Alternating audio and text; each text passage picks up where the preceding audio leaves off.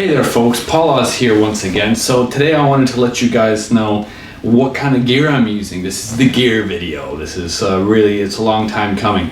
So the gear that I'm using, let's start with the hands. I'm using hands. They're proprietary, copyright my mom, circa 1991 through to the present. It's pretty good. No, but seriously, so I have been using Winspear picks. I have a couple of custom Paul Oz picks that might turn into merch in the future, which will probably be a couple of bucks a pick or something. They're custom made, hand done. I've been using them pretty exclusively. I have a few other, I have a JP pick, which is just good to change it up once in a while. I want to have a different feel in my hand when I'm doing cleans sometimes, so I would use that. I have Swiss picks now. These are the Jason Becker blue cheese ones. These are one of my absolute favorite picks of all time. I just don't always agree with it for certain riffs or something like that when it comes to specifically recording, but I find it to be a pleasure to use with basically every guitar. It's kind of like the standard in a way. I have also been using Winspear Fountainhead picks, and the story behind these is pretty funny. I made a song called Demi-Monde a little while back. It's a single on my Bandcamp page. You can check it out, paulosmusic.bandcamp.com. And Demi-Monde featured Tom Winspear, who creates these picks, and Tom Fountainhead Geldschlager, which is the guy who helped to design this. And so I kind of feel like I helped make that happen a little bit. And then of course I have the just the regular good old-fashioned Tortex Dunlop picks that has the Aricity stamp on them. They're really, really reliable and great for all kinds of shreddy stuff and whatever. I use it on my 6-string more than the 8. The 8-string, I feel like I need to have a little bit more of a surface area of my pick with my thumb, because I got a pretty big flat thumb thing going on here, so I like the coverage. Makes me feel like I have a bit more control, and I feel like I can beat up these Winspears probably the most. So, other than the picks, that's basically what's literally on my Axe-Fx as I practice, as I record covers, as I do whatever. I use, obviously, Aristides guitars. Now, I have an 060 paired with Lundgren's, and it's an aluminum finish, which makes it more resonant than even a regular Aristides. And I have an 080S, which is an 8-string multi-scale guitar with bare knuckle pickups. They both have Richlite boards, and they are both shielded, and they are both probably like the tightest sounding guitars ever. They both have Hipshot hardware, no Floyds, because that stuff is nonsense for the music that I like to do. And yeah, they're wonderful. They always run into this Axe-Fx. I had to get rid of my amplifier to move to the Netherlands.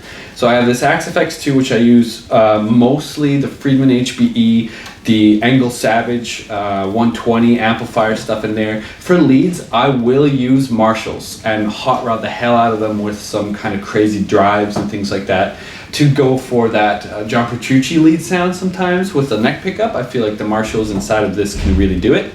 I rarely use Mesa Boogie presets or anything like that, and that's basically it. When it comes to the clean sound, I always try to listen to, for example, what a Dumble amplifier sounds like recorded with a 57, and I'm like, that's a good basis, like a starting tone, and I might add a little bit of light compression in there because of the pickup differences between the guitars that I'm using. And yeah, oh, I forgot to mention, I have an Aricity 010 or 010, and that has Fishman's in it, Fishman modern influences with 2 singles that just need a bit more rewiring because it's very complex to wire Fishman's apparently. So that's what I've been using in terms of guitars for the last, well, I guess because the 060 is really recent, you could say this is a very updated version of the gear list, right?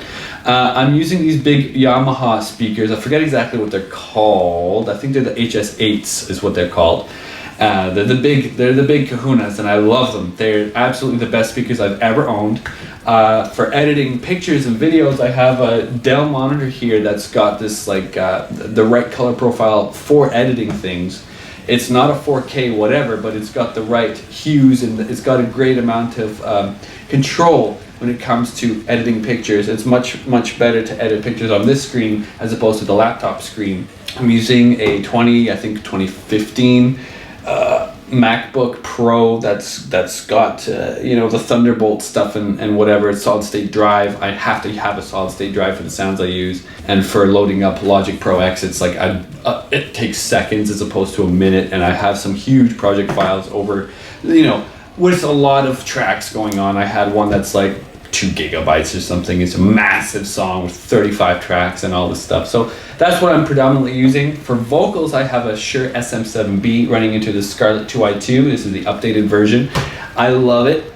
I use it all the time. I had a Profire 610 from M Audio, but because they stopped support for their Firewire series, it is now a really glorified paperweight, which is depressing because it sounded better than this, but this still sounds good enough, and I got better at mixing, so I feel like I kind of made up for that. But the pre's in my old Profire 610 were amazing. That's the thing. I really love the preamps in there. So other than that, I run into Logic Pro X, as I've previously mentioned, and I mix with a bunch of different plugins. I have a really great friend called Nick Slusavchik, who runs Chernobog Studios. Wonderful guy, knows a hell of a lot more about mixing than I do, has crazy good mixes, and he's been turning me on to a bunch of plugins. I use JST stuff, Joey Sturgis Tones. I have an enormous amount of plugins, basically. Some of them free, some of them paid. I never steal shit. I always go and buy it. I'm using a plugin right now called Soothe, which is 150 euros. I really want to buy it right now. It's an amazing piece of equipment. I use Superior Drummer 3. That's changed the game completely because now all my songs actually sound like they have different drum sounds. I felt like Superior Drummer 2 could only replicate certain things, and it got really frustrating. One thing that I do not appreciate is that I have to go through different sound libraries. I'd really rather be able to access Superior Drummer 2 sound library and the Prog Metal Foundry and the Metal Foundry sounds with the Superior Drummer 3 stuff, because I feel like it could just make it so much more open and robust. Now maybe there's some kind of technical explanation as to why that can't work, but I find that to be ridiculous, you know. As for bass sounds, I actually recently bought a MIDI bass, which sounded really good, but it's kind of hard to program. It's like Ampleworks or something like that. I forget exactly what it is. It's a 5-string bass that's meant for metal. It sounds really nice. I just have not used it to the extent that I'd like to. Eventually, I'd like to get an Aristades 050 because they're huge, beautiful basses that are capable of a wide variety of like to jazz tones to like the metal stuff to whatever you need it to be. And what I want is that kind of massive amount of dynamic out of that instrument. So eventually I'll get something like that. And finally, yeah, I edit with Final Cut Pro X. I color grade with Koji Color Advanced, which is like a $200 software, which was worth every penny, because color grading your shots is the best thing in the world. I color grade this video with my A7, and my camera's old, but when you color grade, it doesn't look so bad. You know, I've gotten a lot of compliments on my look of videos, and it's because I got the color grading on top of the good video editing software, which I just felt like I needed to get to up my game. So over the years, I've collected this much stuff. It has not been an overnight thing. I got this Axe FX, I want to say in 2012, 2013, and it has been by my side ever since. It traveled across the world with me. It will travel back across the world with me until it finally croaks one day. And yeah, so I have studied all of the gear that I've ever purchased. It is not something that I just go out and buy and like, all right, I'm going to get that today. No, I spend hours and hours on this stuff. One thing I'll mention is I recently got a big ass hard drive to put all of the East-West Audio sounds on there, and I use a ton of that MIDI. It's a lot to load. It takes like a good minute to load some of those big pianos. And I have not used it in music just yet, and I feel like I don't know if I want to keep paying that monthly thing, but it is really nice to know that I have such an availability of sounds. I also am using the Slate Digital stuff because it's just amazing, and I don't know what else to tell you. For mixing, it just is a no-brainer for me. And yeah, I don't think I've really missed anything. I have this tiny little Akai keyboard here, which is kind of hard to bring out, and it's a little dusty because it's been a while since I've used it, but I'm using this MPK Mini, and I beat the shit out of this thing to the point where one of the feet fell off. I'm gonna just take them all off because it's really obnoxious. But this thing has been really useful. It helps me to reprogram drum lines. Obviously I'm using it as a keyboard, like a piano kind of a thing, and it's really useful. I had a M Audio like fuller size one back in Vancouver, but I couldn't bring it over because it's just too much stuff. And yeah, other than that, I am borrowing an Emerald Guitar 12-string.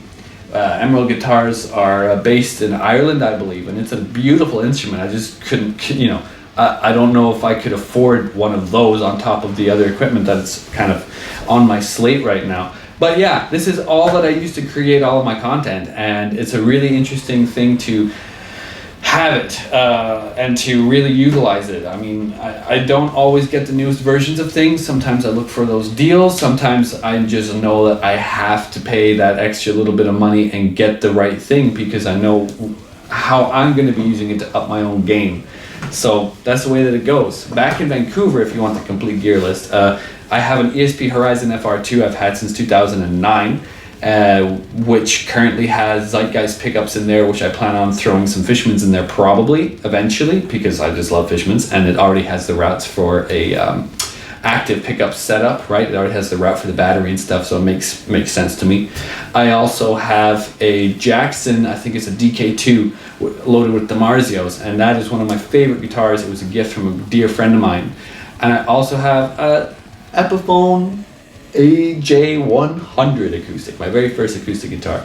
I donated, fun fact, my first electric guitar to the Sarah McLachlan Music School. Back then it was called the Music Outreach Program, because they were nicked during the holidays. Literally, someone broke in, took all their computers, all their guitars. I just felt like, well, at the time I had some like LTD, kind of EC400, like Kirk Hammett thing, and I was like, I'm gonna donate my Jackson. They turned it into a lefty, and this one lefty student picked it up and was just like, you guys got a lefty? It's like, no, it's my first guitar. And he was so appreciative, and I'll never forget that. So that's where that went up. I'm mentioning it just because, like, I'm thinking back in Vancouver, I had a lot of other gear back then. Even as far away as a year ago, I had a very different rig. And yeah, in terms of other than that, I'm using a cable by Winspear Electronic Products, or whatever he's calling his company now, which is custom for me. It's red, it's gorgeous, I love it. The aesthetic is very nice with both of my Aristides guitars right now. And I don't think I've really missed anything at this point. No, I think that's about it. So I hope that you enjoyed this, folks. I'm gonna be doing this again probably in a year or two, just to see how things differ. And it will be interesting for me personally to reference and go back and be like, well, what was I using back then? And I'll be sure to include a list of the gear used in the future, on future releases, on either Voidstar or Paula's music stuff, what gear I used very specifically, even down to the string gauges. I can tell you right now, I'm using DiMarzio. I'm using D'Addario NYXLs on both of my Aristides guitars. One of them is a balanced tension set on the 6th string, because I wanted to have a little bit of a heavier sound on the low end. And on the 8th string, it's 9 to 80. And because I chose 9 to 80 because I really like the bendiness of 9s, but I need to have that 80 for the F sharp because I like to go down to E. That's basically it. I don't think I've left anything out. Be sure to subscribe if you're watching this on YouTube. If you're watching this through my Patreon feed, you already are getting the inside track. You're already good to go. But for those of you who don't know, I have a Patreon page that I am very slowly building with this kind of content that you get to see before everyone else. And there's going to be exclusive stuff that will not make it onto the global internet scale of things. And I hope that you guys get excited about it. For those of you who are big fans of mine, this is definitely the right way to help support the artist in a way that's direct and is not, you know, skipping the ads on the videos and making sure I don't get any money from YouTube. At least you can directly help the artist this kind of a way, and it helps me a lot, because then I can continue making these videos and make them better and better quality. So I hope that you enjoyed this list video. This is as of, what is it now, April 2018. I'll probably come back to this in March, April, May of 2019, and we'll see what has changed and what has remained from this gear list. I am excited to see that. So I've been Paul Oz. Thanks for tuning in, and I'll catch you later. Next time. I'm gonna have an espresso.